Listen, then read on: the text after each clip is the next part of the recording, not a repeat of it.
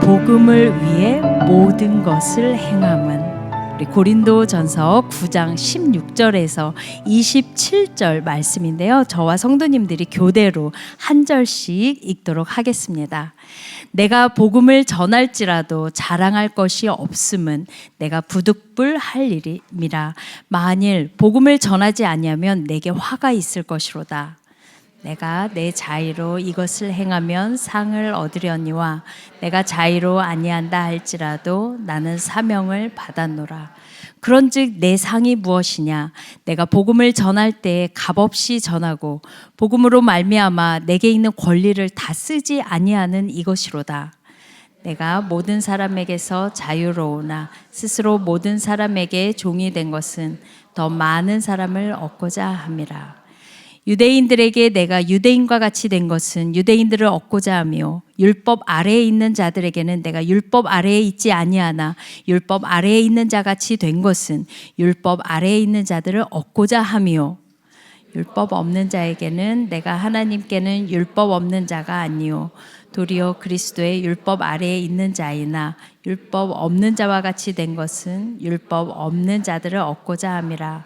약한 자들에게 내가 약한 자와 같이 된 것은 약한 자들을 얻고자 하며 내가 여러 사람에게 여러 모습이 된 것은 아무쪼록 몇 사람이라도 구원하고자 함이니 내가 복음을 위하여 모든 것을 행함은 복음에 참여하고자 함이라.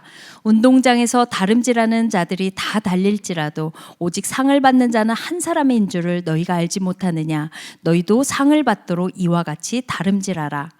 이기기를 다투는 자마다 모든 일에 절제하나니 그들은 썩을 승리자의 관을 얻고자 하되 우리는 썩지 아니할 것을 얻고자 하노라. 그러므로 나는 다름질하기를 향방 없는 것 같이 아니하고 싸우기를 허공을 치는 것 같이 아니하며 내가 내 몸을 쳐 복종하게 함은 내가 남에게 전파된 후에 자신이 도리어 버림을 당할까 두려워함이로다. 네, 아멘. 수요 예배 오면 너무 행복합니다. 어디서 이런 환호성을 받아볼 수 있겠습니까? 설교한다고요. 너무 감사합니다, 여러분. 조은영 목사님이 소개가 많이 는 것 같아요. 그렇죠? 처음에는 되게 약간 부끄러워하시는 것 같기도 했는데 이제는 뭐 앞에 뭐도 하고 계속 늘어나는 것 같습니다. 여러분 너무 좋은 계절이 돌아왔죠. 날씨도 좋고 또 여러 가지로 정말 무엇보다 전도하기 참 좋은 계절인 것 같습니다. 그렇죠? 네, 우리 옆에 계신 분에 이렇게 한번 격려했으면 좋겠습니다. 전도할 때 우리가 살아납니다. 한번 인사할까요? 오늘도 하나님께서 제가 준비한 이 말씀은 하나님이 저에게 주신 저는 감동이라고 믿습니다. 하나님이 저의 부족한 입술을 통해 말씀을 흘려보내주실 때 우리 안에 다시 한번 꿈틀대는 복음의 열정과 하나님을 향한 더 구원의 열망이 살아날 수 있기를 축복합니다. 잠깐 한번 기도하겠습니다. 하나님, 우리에게 주신 이 복음의 능력이 얼마나 크고 놀랍고 값진 것인지 다시 한번 우리가 깊이 되새기면서 우리가 어떻게 복음을 증거하는 하나님의 사람으로 살지 다시 한번 깨닫길 원합니다. 주여, 말씀 주실 때 우리의 가슴이 뜨거워지게 하여 주시옵소서. 감사하며 예수님 이름으로 기도합니다. 아멘. 자기 자신이 왜 살아가는지 그 목적을 분명히 아는 사람들은요, 그 삶이 단순합니다. 하나님 주시는 생명을 가지고 집중해야 할 것들을 집중하고 세상의 일들 앞에 그렇게 갈등하지 않습니다. 또한 하나님이 나를 왜 부르셨는지 내 삶의 목적을 분명히 깨달은 사람은요, 그 삶에 능력이 나타납니다. 왜냐? 여러분, 집중력은요, 능력을 발휘할 수 있는 하나님의 은혜예요. 우리가 햇빛이 강한 날 돋보기를 가지고 여러분 그런 장난 쳐보셨습니까? 그쵸? 막 이렇게 집중해서 조여오면 햇빛을 반사한 그 햇빛에 딱 초점을 맞춰가지고 돋보기를 쏘면 막 불이 나잖아요. 그런 것처럼요, 우리도 마찬가지인 것 같습니다. 내 삶이 연약해 보이고 내가 뭘 할 수 있을까 싶더라도요, 내가 분명한 하나님 주시는 그런 목적과 나의 부르심을 붙잡고 그 일에 초점을 맞춰서 우리가 집중하며 살잖아요. 그러면요, 아무것도 아닌 것 같지만 그 일에 불이 붙어요. 할렐루야. 믿음이 우리 가운데 되살아나고 내가 할 수 있을까 싶었던 일이지만 내가 하는 그 작은 일을 통해서 하나님의 놀라운 구원의 역사가 이루어진다라는 것입니다. 오늘 본문을 봐도 여러분 바울이라는 이 사람은 하나님의 부르심에 합당한 분명한 목적을 가지고 살아가고 있었습니다. 그 목적이 무엇이었죠? 바로 복음이라는 것입니다. 우리 함께 16절 말씀 읽겠습니다. 내가 복음을 전할지라도 자랑할 것이 없음은 내가 부득불할 일임이라. 복음을 전하지 아니하면 내게 화가 있을 것이로다. 자, 복음에 대한 바울의 생각은 어떠합니까? 복음을 전해도 자랑할 것이 없다 하고 복음을 전하지 않으면 나에게 화가 있다라고 말하고 있지 않습니까? 여러분, 이렇게 말하기가 쉽지 않을 텐데 어떻게 이렇게 강하게 말할 수 있겠습니까? 이것을요, 예수를 믿게 되면 일어나는 본능적인 마땅한 당연한 것으로 여기고 있기 때문입니다. 여러분, 우리의 본성이 바뀌는 거예요. 예수님을 제대로 믿고 만나잖아요. 그러면 우리가 밥을 먹고 숨을 쉬고 태어나면 자연스럽게 체득해가는 본능과 같이 우리 안에 거하시는 예수 그리스도의 복음이 얼마나 크고 값진 것인지를 알면 기쁨으로 자랑하게 된다는 것입니다. 여러분, 우리 안에 이런 복음의 열정과 본능이 되살아날 수 있기를 주의 이름으로 축복합니다. 어떤 경지에 이르고 수준에 이르러서 우리가 복음을 전할 수 있는 게 아니라는 거죠. CS를 하고 성경 수업을 듣고 예비를 수료했다고 해서 우리가 복음을 전할 수 있는 어떤 수준과 자격증을 따는 것이 아니라 우리가 예수 그리스도를 제대로 영접한 순간부터 자연스럽게 하나님을 자랑하는 이들이 일어난다는 거예요. 여러분, 우리가 뭘 보면 그걸 알 수 있느냐? 막 우리 자매님들 보면요, 자기가 좋아하는 것들은 너무 관심사에 있어서는 들떠서 자랑하는 모습들을 봐요. 막 순신방을 가도 가끔씩 그 드라마 너무 재밌지 않아? 어쩜 그렇게 제가 보고 싶을 정도로 저희가 전도당에서 와요. 이 드라마가 그렇게 재밌나? 복음에 대한 열정이 저렇게 있으시면 사람들이 교회를 그냥 다 떼거지로 몰려올 것 같은데, 여러분, 이와 같이 내가 사랑하고 좋아하고 요즘 관심사에 대해서 내가 정말 열정이 있잖아요. 사랑하잖아요. 그러면 누가 시키지 않아도 자연스럽게 그것은 우리 삶 속에, 우리의 말 속에, 우리의 행동 속에 자연스럽게 묻어나오는 줄 믿습니다. 자, 바울은요, 그래서 17절에 이렇게 말씀하고 있어요. 같이 읽어볼까요? 내가 내 자의로 이것을 행하면 상을 얻으려니와 내가 자의로 아니한다 할지라도 나는 사명을, 내가 자의로 하든 자의로 하지 않든 그리스도인이 되는 순간 뭘 받았다고 말하고 있습니까? 자, 한번 따라서 말씀하시겠습니까? 나는 사명을 받았노라. 여러분, 우리는요, 하나님의 영광스러운 복음을 위해 사명을 받은 사람들이에요. 그러니까요, 여러분, 이게 얼마나 크고 놀라운 부르심인지를 알아야 돼요. 하나님은요, 사명을 주실 때 그 사명을 감당할 수 있는 능력과 힘과 지혜와 기름 부으심을 같이 주십니다. 한 번도 하나님은 불러놓고선 능력을 주시지 않은 적이 없어요. 사명과 부르심은 늘 같이 간다는 거예요. 여러분, 이걸 믿으시기 바랍니다. 그러니까 여러분, 뭐예요? 복음을 증거하기 위한 사명자로 하나님이 우리를 부르셨다라는 건 뭐예요? 그거를 잘 전할 수 있는 저마다의 무기와 은사와 재능을 주신 줄 믿으시기 바랍니다. 여러분, 잘 보세요. 내가 뭘 할 수 있을까? 여러분, 그렇지 않다라는 거죠. 작은 것 하나, 지금까지 나의 삶을 통해 하나님이 이루어 오신 일들을 보십시오. 나의 어떠한 재능, 나의 어떤 은사, 무엇을 통해서 하나님이 일하셨는지 그걸 찾아야 된다는 것입니다.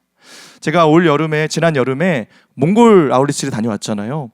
너무 감사했어요. 왜냐하면 제가 이번에 특별히 외부 사역팀들과 같이 나가서 그 몽골의 게르라는 집 아시죠? 그 게르에 들어가서 방문해서 복음을 전하고 사역리를 전하고 할 수 있는 기회들이 제 마음을 너무나 뜨겁게 하더라고요. 복음의 그 필드에서 현장에서 느낄 수 있는 하나님의 놀라운 강력한 은혜를 경험하고 왔습니다. 그런데 여러분, 그 첫 준비 모임을 할 때 제가 너무 어려웠어요. 왜냐하면 처음으로 외부 사역팀을 나가봤는데 한 명도 본인이 지원해서 오신 분이 아니라 뉴젠 교사, 중보팀, 의료선교팀은 다들 뭔가 무기가 있잖아요, 본인이. 근데 이분들의 분위기가 나는 왜 여기 있지? 여긴 어디지? 나는 지원하지 않았는데 왜 나를 배정해 줬을까? 그냥 남겨져서 내가 여기 왔구나라는 뭔가 이런 애매한 분위기 속에 시작하니까 굉장히 마음이 어려운 거예요. 그래서 내가 뭘 할 수 있을까? 복음을 또 전해야 된다고 하니까 다들 너무 두려워하시는 거죠. 여러분, 그런데요, 우리가 매주 모임을 갖고 기도하기 시작하고 우리가 할 수 있는 것들을 찾고, 여러분 복음만 전하는 게 아니라 우리가 그 외부 사역에 나가서 주일학교도 사역하고 또 마을 잔치도 하고 또 우리가 연극과 여러 가지 다양한 프로그램을 준비하는데 모두가 놀라기 시작합니다. 나에게 이런 재능이 있었다고? 내가 이런 걸 할 수 있었다고? 여러분, 우리가 사명을 받아보니까 나에게 이런 놀라운 하나님의 재능이 있다는 것을 발견하게 되는 것이죠. 써보니까 나에게 하나님 주시는 놀라운 축복과 은혜가 있었다는 것을 발견하게 되는 것이죠. 여러분, 어떤 분은요, 내가 이 나이에 가서 뭘 할 수 있을까 해서 그냥 그동안에 그냥 조금 할 수 있었던 풍선 부는 거 있잖아요. 여러분, 풍선 불어서 막 강아지 만들어주고 이런 거 준비해서 가셨거든요. 난리가 났습니다. 마을 아이들이 막 다 그분 앞에 와서 줄을 서는데 그분이 너무 행복한 거예요. 내가 이런 걸 할 수 있었다니, 와, 이게 복음을 위해서 이렇게 쓰임받을 수 있구나. 여러분, 우리가요 고민할 필요가 없다라는 거죠. 하나님은요 그냥 우리에게 그동안 내 살아오면서 배우게 하신 거, 경험하게 하신 거 하나도 버릴 것이 없는 줄 믿으시기 바랍니다. 저도 여러분 새로운 교회에 와서 이렇게 찬양할 인도할 줄 전혀 몰랐습니다. 그냥 교회 오빠 잘하고 싶어서 기타 배웠던 것 뿐인데 하나님이 저에게 이런 찬양의 은사를 부어주셔서 여러분 이렇게 쓰임받을 줄 누가 알았겠습니까? 여러분, 중요한 건 뭐예요? 하나도 버릴 것이 없다라는 거예요. 지금 내가 경험하고 있는 것, 만나게 하시는 다양한 상황들, 결국은요 하나님의 나라와 복음을 위해서. 지금은 내가 내 욕심대로 준비하는 것 같잖아요. 여러분, 괜찮아요. 하나님이 우리를 바꾸시잖아요. 내 삶의 목적이 달라지잖아요. 하나님의 나라와 영광을 위해 내가 쓰임받기를 작정하고 그 뜻대로 부르심 입은 대로 순종하며 살아가는 사람은요 하나님이 그의 모든 가진 것을 통해 하나님을 영화롭게 높여드리는 놀라운 축복으로 사용하시는 줄 믿으시기 바랍니다. 그래서 우리가 그 믿음이 있어야 돼요. 그래서 오늘 하루를 살 때 최선을 다해야 돼요. 내가 만나는 것, 내가 경험하는 것, 오늘 배우는 것이 결국 하나님의 놀라운 능력을 나타나는 무기다라는 믿음으로 하루하루 최선을 다해 살아갈 수 있는 저와 여러분 될 수 있기를 축복합니다. 어떤 분은요 정말 그런 분이 있어요. 은사가 있어서 말만 하면 사람들이 모여들기만 하는 은사가 있어요. 여러분, 그런 분들은요 저기 막 동장도 하시고요, 학부모 대표도 하시고요, 열심히 하셔야 된다는 것이죠. 나에게 주신 은사에 따라서. 어떤 분은 말주변이 없지만 조용히 잘 섬기는 분들이 있어요. 그런 분들도 역시 나의 은사에 따라서 하나님이 나에게 어떤 일을 이루실지를 기대하면서 은사에 맞춰서 여러분 사명을 다할 수 있는 여러분 될 수 있기를 축복합니다. 바울에게 어떻게 이런 복음의 열정과 능력이 생겨날 수 있었습니까?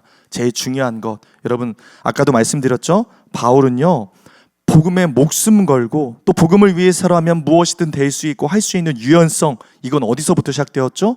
바로 다메섹 도상에서 예수 그리스도를 만난 그 충격, 그 엄청난 충격을 통해 복음에 대한 확신을 가질 수 있었다는 것입니다. 이처럼 복음을 잘 전하기 위해서 제일 중요한 건 뭐예요? 내가 복음에 완전히 압도당한 인생이 되어야 되는 줄 믿습니다. 복음의 능력을 경험하면 우리 삶이 달라진다는 거죠.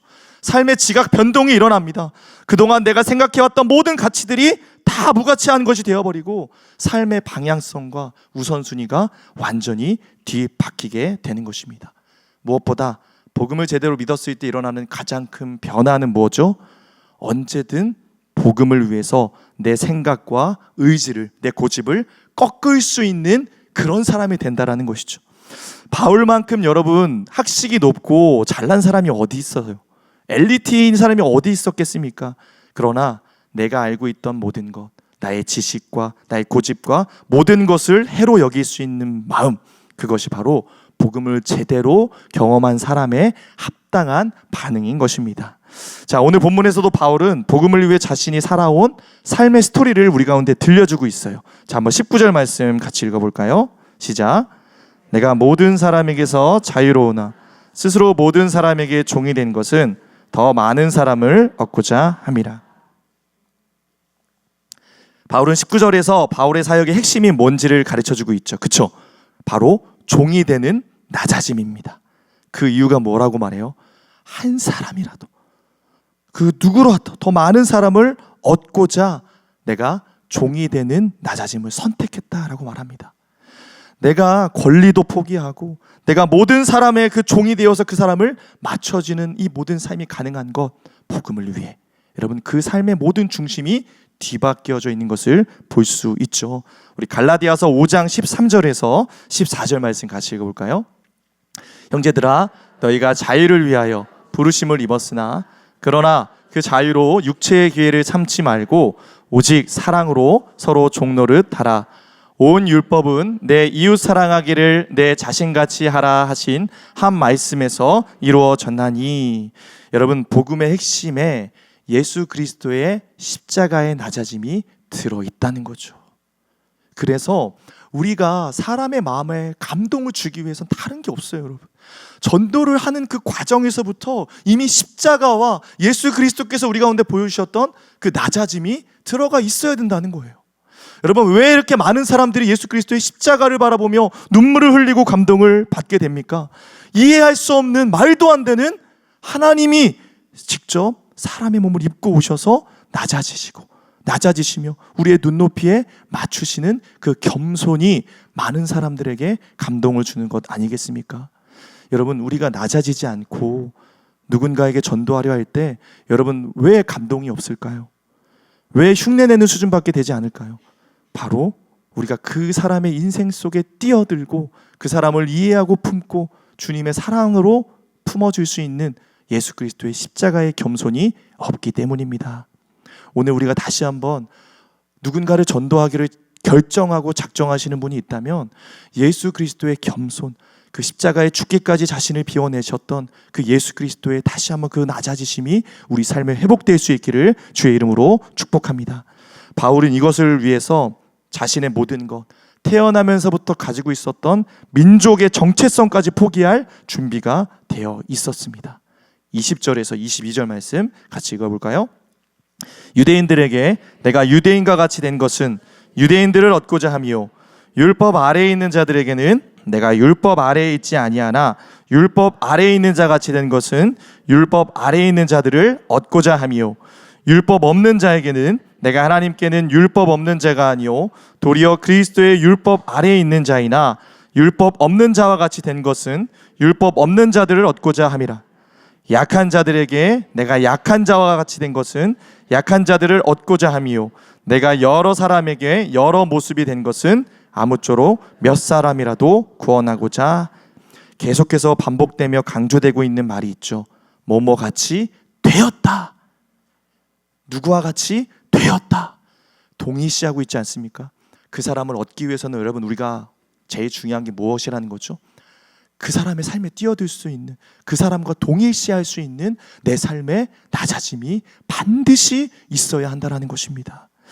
우리가 그 사람을 아파하고 같이 공감해 줄 수 있는 그런 사람이 되어야 된다는 것이죠. 바울이 그랬습니다. 철저하게 유대인들에게는 유대인의 율법을 지키며 살았다는 거죠. 그래서 디모데에게도 유대인의 상징과도 같은 할례를 주지 않았습니까? 뿐만 아니라 이방인들 앞에서는 이방인들을 얻기 위해 그들의 문화를 수용하는 삶을 살았습니다. 또한 약한 자들은 누구죠? 유대인들이 이제 개종을 했는데 여전히 그 유대인의 관습을 버리지 못하고 포기하지 못하고 살아가고 있었던 사람들이 있었다는 것이죠. 여러분, 얼마나 답답하고 얼마나 그들을 수용하기가 어렵겠습니까? 그러나 또 참고 인내하며 끝까지 그들을 기다려주는 마음의 여유를 가지고 있었다는 것입니다. 결국 바울은요, 본질적인 부분은 결코 타협하지 않았지만 본질적이지 않은 그 사람을 좀 더 기다려주고 인내로서 품어줬을 때 변화될 수 있는 여지가 있다면 그들의 문화도 그들의 언어도 그들의 모든 것들을 다 수용할 수 있는 여러분, 그러한 참은 인내가 그에게 있었다는 것입니다. 마치 자신의 몸을 카멜레온과 같이 바꾸는 그런 모습이었다는 거죠. 그런데 중요한 것, 나를 살리기 위해서 나를 바꾼 게 아니라 복음을 위해 다른 사람들을 살리기 위해서 카멜레온과 같이 나의 몸을 바꾸기 시작했다는 것입니다. 그래서 늘 자기의 생각과 자기의 스타일과 자기의 모든 것들을 고집하지 않았어요. 그들의 시간표대로 움직였고 그들이 좋아하는 대화 제목을 찾아서 노력했고 그들의 언어로 대화하면서 그들의 상황 속에 뛰어들기를 선택했다라는 것입니다. 여러분, 우리도 마찬가지죠. 복음을 전할 때 너무나 중요한 것, 내가 사랑하는 그 대상이 가지고 있는 상황과 형편과 처지를 잘 이해하는 노력이 너무나 중요해요. 너 왜 이 복음을 안 믿어? 우리가 그냥 너무나 섣불리 말할 수 없다라는 거죠. 먼저 다가가고자 하는 그들의 접촉점을 찾아서 겸손하게 그들에게 손 내미는 것이 너무나 중요하다는 것입니다. 여러분, 이제 우리가 전도축제 기간이잖아요. 매년 전도축제 때마다 저는 우리 성도님들의 다양한 간증을 들으면서 목회자지만 참 도전받고 감동받을 때가 많습니다. 여러분, 특별히 누굴 전도하기 제일 어려울까요? 남편? 네. 가장 가까운 사람, 가족들. 그것도 오랜 시간 몇 번 초대해 왔는데도 여전히 결정적인 순간에 뭔가 될 것 같은데 안 되는 그 상황이 있지 않습니까, 여러분? 그래서 여러분, 정말 가장 많은 기도 제목이 우리 가족들을 위한, 남편, 아내를 위한 기도 제목인 것 같습니다. 여러분, 그래서 우리가 전도 축제 때만 되면 남편을 전도하기 위한 우리 아내들의 노력들이 시작돼요. 또 화가 나는데 참고, 그래도 남편을 위해 맛있는 것도 만들어주고, 남편이 갑자기 놀래죠. 왜 이러지? 갑자기 두려움을 느낍니다. 또 때가 되었구나. 그 시즌이 다가오는구나. 그래, 전도축제가 되었구나. 지극정성을 기울이죠. 제가 작년에 한 자매님의 간증을 들었는데 이런 경우가 있었습니다. 남편을 너무나도 데려오고 싶어서 지극정성을 다 해서 다 맞춰줬어요. 뭐 가자는 데 갔고, 뭐 하고 싶다는 거 다 들어주고, 맛있는 것도 해주고, 막 감동을 받을 정도로 너무 잘해줬어요. 자, 결정적인 전도축제 당일이 되었습니다. 남편이 왔을까요? 안 왔을까요? 남편이 친구들과 약속을 잡아서 나가버린 거예요. 이분이 너무 속상하신 거예요. 배신감을 느끼고 막 식음을 전폐하고 며칠 동안 누워 계실 정도로 너무 힘들어하신 거예요. 그리고 나서 그 다음 해에 그분이 전도 전략을 바꿨어요. 어떻게 바꿨는지 아세요, 여러분? 이제 전도 축제가 됐을 때 평소 하던 대로 하셨어요. 뭐 그러나 보다 교회 가자는 말도 안 하고. 남편이 이상한 거예요. 지금 보니까 11월 달이 돼가는데 왜 우리 아내가 가만히 있지? 때가 됐는데 그냥 아무 말도 하지 않는 거예요. 저 교회 가자는 말도 하지 않는 거예요. 전도축제 당일이 되었어요. 이제 옷을 차려입고 가려고 하는데 갑자기 남편이 주섬주섬 막 옷을 챙겨 입기 시작하는. 여보, 올해는 왜 나한테 교회 가자 말을 안 해? 나 포기한 거야? 여러분, 그런 얘기를 하다는 거예요. 나 포기한 거야. 여러분, 전도를 하되 전략을 잘 세우시기 바랍니다. 밀당의 고수가 돼야 돼요. 무턱대고 전도하면 안 되는 거죠. 여러분, 남편들이 제일 무서워하는 게 뭔지 아시겠습니까? 말이 없는 거예요. 평소에 막 그렇게 가자고 하다가 갑자기 말을 안 하면 어떤 마음이 들어요? 날 포기했나? 이제 나는 그런 존재가 되는 것인가? 여러분, 그 두려움을 느낀다라는 거죠. 그러니까 여러분, 지혜로워야 돼요. 전략을 잘 짜야 돼요. 제가 또 한 분의 스토리를 들으면서 되게 또 감동을 받았던 건, 회사에서 이제 복음을 내가 그래도 누구나 한 명 좀 전도해야겠다라는 마음을 가져서 회사 동료들을 전도하기 시작했어요. 근데 여러분, 우리가 그래도 좀 두려움이 있잖아요. 직장에서 전도하는 게 얼마나 어렵습니까? 그래서 제일 착하게 생긴, 제일 말을 잘 들어줄 것 같은 동료를 딱 타겟을 잡아서 열심히 밥도 사주고 일도 도와주고 열심히 전도를 해요. 누가 봐도 감동이 될 정도로 그렇게 복음을 전하면서 이제 잘 될 것 같아요. 근데 갑자기 뭐 정말 전혀 생각하지도 않았던, 복음을 전하면 제일 안 들을 것 같던 그 동료가 갑자기 자기에게 찾아와가지고, 아니 근데 왜 당신 나한테 복음, 왜 나는 그 얘기 안 하냐고, 나는 왜 교회 가자는 얘기 안 하냐는 얘기를 했다라는 거예요. 자, 결정적으로 전도축제 당일날 누가 왔을까요?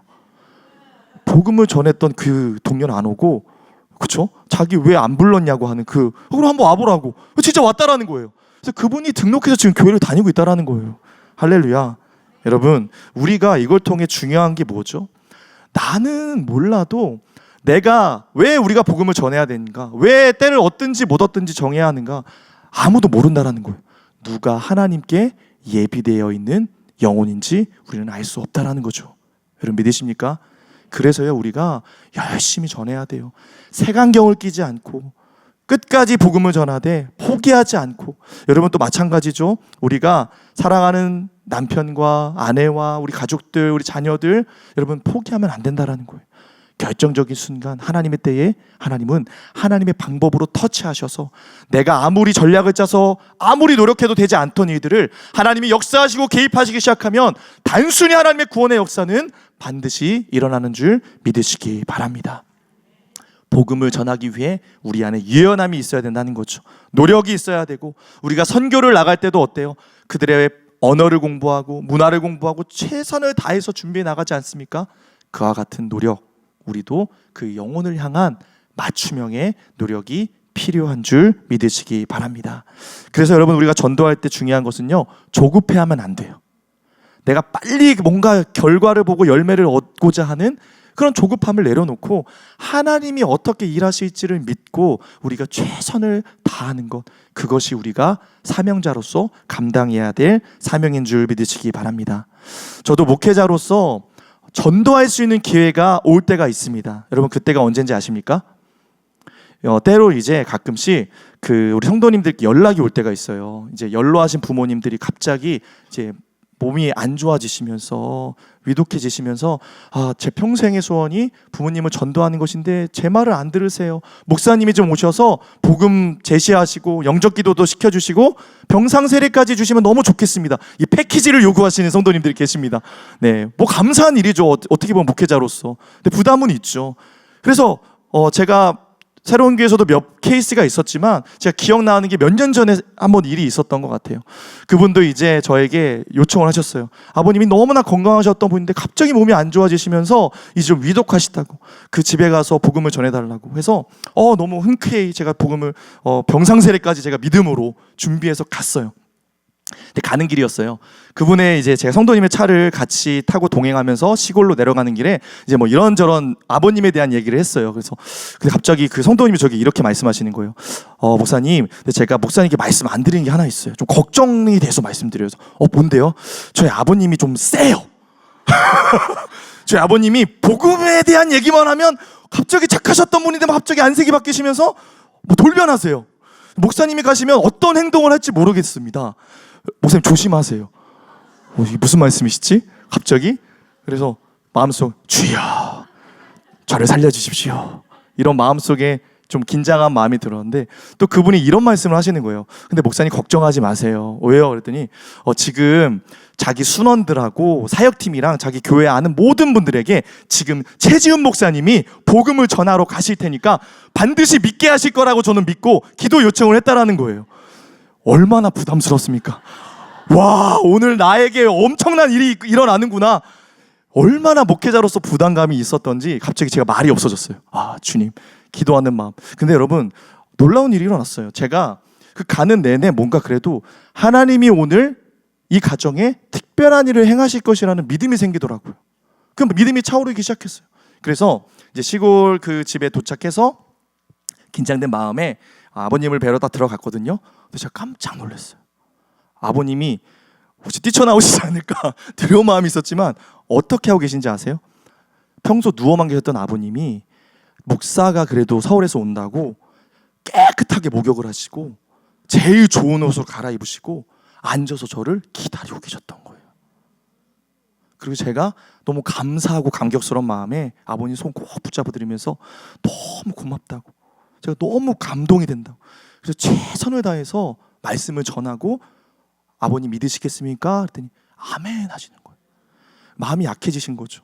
이게 뭔가 내 삶에 어떤 변화가 일어나는 것을 아시고 정말 이제 영생에 대한 어떤 하나님께서 마음의 준비를 시키고 계셨다라는 마음의 확신이 제 안에 일어나기 시작했어요. 그래서 제가 얼마나 감격스럽게 병상세를 했는지 모르겠어요. 그 가족들과 함께. 근데 여러분, 참 감사한 게 얼마 안 돼서 아버님께 돌아가셨거든요. 그 장례를 제가 인도하게 됐어요. 여러분, 제가 만약에 그 장례를 그 믿음 가운데서 영접시키지 못하고 했으면 제 마음이 얼마나 가족들도 어려웠겠습니까? 근데 참 너무나 은혜가 넘치고 감사가 넘친 장례가 되었다라는 것이죠. 여러분, 제가 그때 깨달았어요. 복음을 전하되 우리가 끝까지 포기하지 말아야 되겠구나. 그리고 중요한 거예요, 여러분. 믿음으로 선포하셔야 돼요. 아버님이 구원받을 줄 믿습니다. 그리고 막 주변에 알리는 거죠. 오늘 최지훈 목사님이 전하시면 이루어질 거야. 여러분, 저는 두렵지만 그래도 하나님의 역사가 일어나지 않았습니까? 하나님이 일하시면 안 되던 일도 순식간에 이루어짐을 여러분 믿으시기 바랍니다. 그래서 여러분, 우리가 끊임없이 선포하시고 주변에 기도에 요청하시고 알려야 되는 것, 여러분, 그게 복음 증거자의 중요한 사명이라는 것을 우리가 기억할 수 있기를 소망합니다.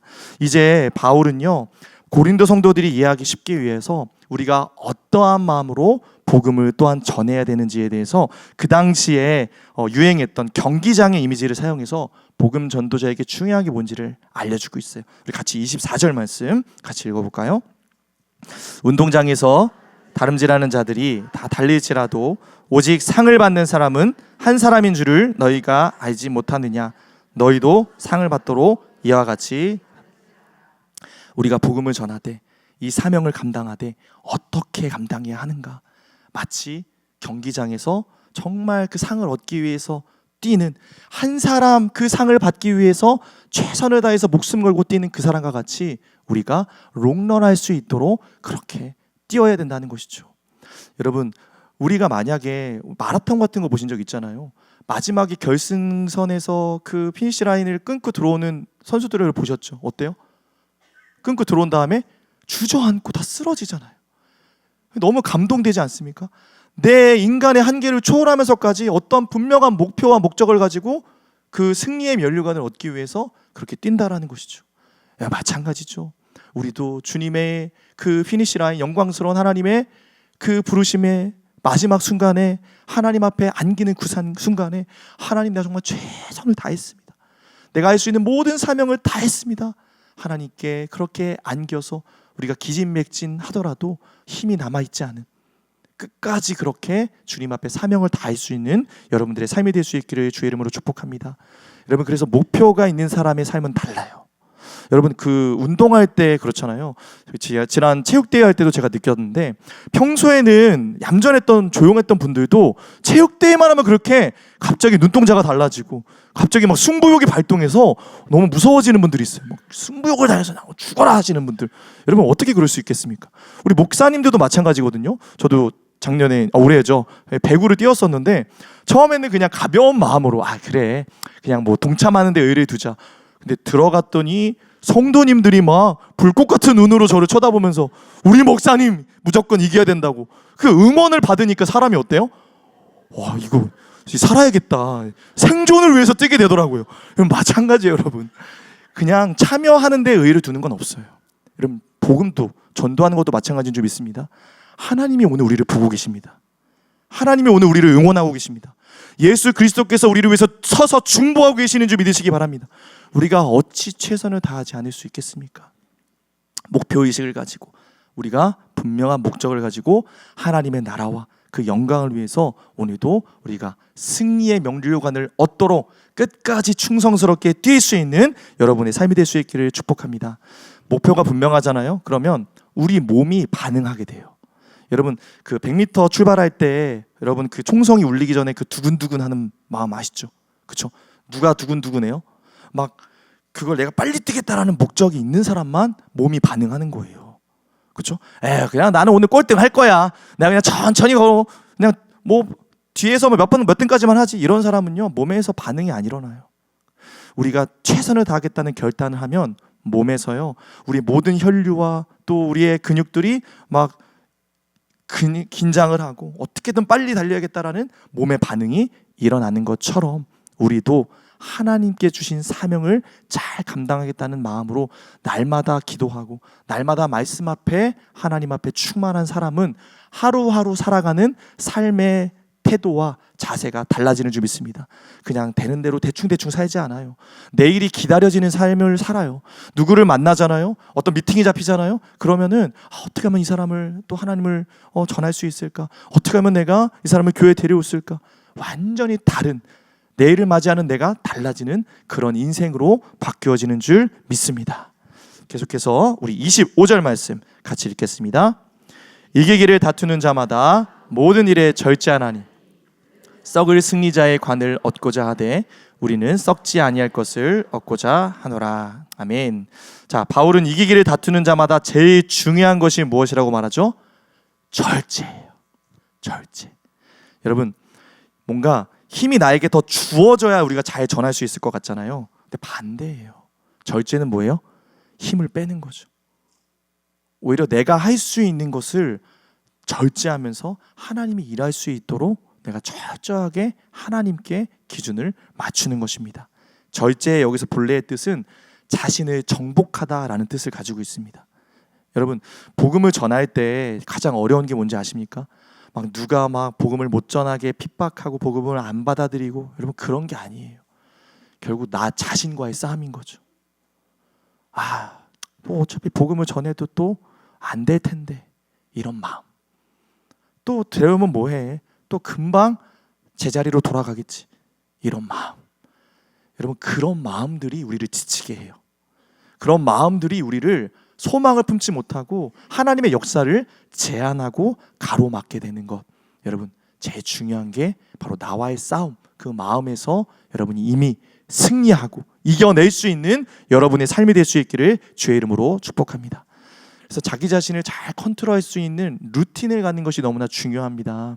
여러분, 운동선수들도 어떤 중요한 시합을 앞두면 어때요? 모든 외부와의 연락을 다 차단하고 선수촌에 들어가잖아요. 그래서 식단도 관리하고 시간도 관리하고 오로지 그것만을 잘 할 수 있는 삶의 방식들을 찾아 나갑니다. 마찬가지입니다, 여러분. 이제 우리가 누군가를 전도하고 복음을 증거하는 복음 증거자로서의 삶을 살기로 결단한다면 우리도 그래야 된다는 거죠. 루틴을 가져야 돼요. 전도 대상자를 파악하고 그들을 위해서 중보하고 기도하고 어떻게 전략적으로 접근하고 그가 좋아하는 것, 그의 가족 상황, 어떤 아픔이 있는가, 우리가 그 사람을 향한 내가 할 수 있는 여러 가지의 전략들을 짜서 무엇보다 기도와 말씀으로 준비하여 나아갈 때 여러분 반드시 하나님의 일들이 시작된다라는 것입니다. 그게 중요하다라는 것이죠. 자, 계속해서 우리 마지막으로 27절 말씀 같이 읽겠습니다. 내가 내 몸을 쳐 복종하게 함은 내가 남에게 전파한 후에 자신이 도리어 버림을 당할까 두려워함이로다. 자, 여기서 바울은 절제가 무엇이라고 말하고 있습니까? 내 육신의 몸을 쳐서 하나님의 뜻에 복종하는 것. 이것은 막 자학하는 게 아니에요. 혹독하게 그만큼 스스로를 관리하겠다라는 의지인 것입니다. 상대와 싸우기 전에 나와 싸워 이기겠다라는 결단이 있어야 된다는 것이죠. 여러분, 목적을 분명히 하고 우리가 우리의 몸을 쳐서 복종하는 순간 하나님은 우리를 통해 일하시기 시작하실 것입니다. 여러분, 그래서 우리가 새롭게 이번에 이제 저 전도 축제를 할 텐데 하나님이 우리에게 왜 전도를 하라고 명하시는지에 대한 그 근본적인 이유를 우리가 먼저 되새겼으면 좋겠습니다. 여러분, 전도해야 결국은 나도 살아요. 믿으십니까? 전도할 때 우리가 기도하게 되고 전도할 때 우리가 말씀이 충만해지고 다시 한번 우리가 되뇌이는 거죠. 왜 선교 갔다 오면 그렇게 사람들이 충만합니까? 이 복음을 믿는다라는 것이 얼마나 값진 일인지, 이 복음의 능력, 이게 쉽게 우리가 막 믿어지는 게 아니라 하나님이 허락하시고 허용하시고 역사하여지만 한 영혼이 놀랍도록 일어나서 하나님의 구원을 경험할 수 있게 된다는 것을 내가 몸소 체험해 봐야 이 복음의 가치가 얼마나 값진 것인지를 알게 된다는 것입니다. 여러분, 그래서 복음을 전하는 것 자체가 가장 큰 축복은 누가 받는 거예요? 내가 받는 겁니다. 믿으십니까? 여러분, 그래서 우리가 복음을 전해야 돼요. 때를 얻든지 얻지 못하든지. 여러분, 이번 전도 축제가 이제 얼마 남지 않았습니다. 그렇죠? 우리가 하나님께 받은 그 은혜 얼마나 귀합니까? 누군가 여러분을 전도해 왔기 때문에 우리도 여기 앉아 있잖아요. 그렇죠? 포기하지 않고 나를 이끌어주고 나를 위해 기도해 왔던 그 은혜가 있다는 것을 우리가 잊지 않고 때를 따라 도우시는 성령의 놀라운 은혜를 우리가 기대하면서 이번에 하나님이 또한 어떻게 내 삶에 역사하실지를 우리가 기대했으면 좋겠습니다. 기대가 되십니까? 사명이 남아있는 자는요 결코 쓰러지지 않습니다. 아까 제가 복음 처음에 바울이 얘기했던 거, 하나님은 우리를 사명을 주셨다라고 했죠. 여러분, 사명이 있는 자는 결코 망하지 않고 쓰러지지 않습니다. 하나님께서 그 사명을 이룰 때까지 그의 인생을 붙잡아 주시고 복음을 전하다 보면 우리의 가정도 회복시켜 주시고 복음을 전하다 보면 우리의 육신의 치유도 일어나고 복음을 전하다 보면 내 문제가 아무것도 아닌 일처럼 되어버리는 하나님의 놀라운 기적의 역사가 반드시 일어난다는 것입니다. 여러분, 그걸 우리가 믿어야 돼요. 그래서 여러분, 고민할 시간에 내 코도 석자인데 내가 이런 형편에 이런 어려움이 있는데 누굴 전도하겠어요? 그렇지 않아요. 여러분, 내가 그 하나님의 근본적인 사명을 붙잡잖아요. 그러면 그 사명을 감당할 수 있도록 하나님이 우리의 삶에 회복을 주시고 치유를 주시고 내 삶에 더 큰 하나님의 역사로 넘치도록 채워주시는 줄 믿습니다. 여러분 그걸 믿으십시오. 그래서 이번에 전도 축제 때 다른 무엇보다도 여러분에게 지금 떠오르는 그 한 사람, 그쵸? 그 사람을 포기하지 않고 끝까지 사랑, 예수님이 보여주셨던 그 낮아짐으로, 또 바울이 보여줬던 복음을 위해서 무엇이든 될 수 있는, 무엇이든 행할 수 있는, 또한 무엇이든 나의 고집과 생각을 꺾으며 유연하게 맞춰줄 수 있는 그런 주님의 마음을 품고 이번 전도축제의 전도함을 통해서 지금까지 있었던 어떤 간증보다 더 크고 놀라운 하나님의 역사와 아름다운 믿음의 간증들이 여러분들의 삶 속에 시작될 수 있기를 주의 이름으로 축복합니다. 기도하겠습니다. 하나님, 오늘 바울의 삶을 통해 또한 여러 가지 복음을 증거할 때 그 대상자들에게 유연하게 맞췄던 그의 삶을 통해서 우리가 어떠한 마음으로 복음을 증거해야 되는지 하나님 가르쳐 주시니 감사합니다. 아버지, 무엇보다 우리 안에 하나님께서 주신 사명이 있다는 것을 기억하고 우리 가운데 우리 주변에 보여주신 수많은 하나님 믿지 않는 자들에게 우리가 포기하지 않고 끝까지 낮아짐을 십자가의 사랑으로 다가가게 하시고 하나님 앞에 그들의 복음을 또 증거할 수 있는 담대함, 능력과 지혜와 힘을 하나님 우리 가운데 넘치도록 더하여 주시옵소서. 그렇게 행하시 주님을 찬양하며 예수님의 이름으로 기도합니다. 아멘.